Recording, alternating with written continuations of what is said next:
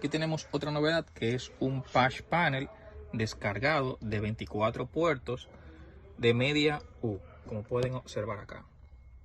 El mismo, como se pueden dar cuenta, es modular. Tiene una construcción metálica, lo cual le da una resistencia y un acabado más hermoso. Y como pueden observar acá, trae estos accesorios que son los tie wrap para la organización del cable, su tornillería. Cabe destacar que esto es de la marca Furukawa Electric Group. Es un accesorio que tenemos disponible acá en Andrewson.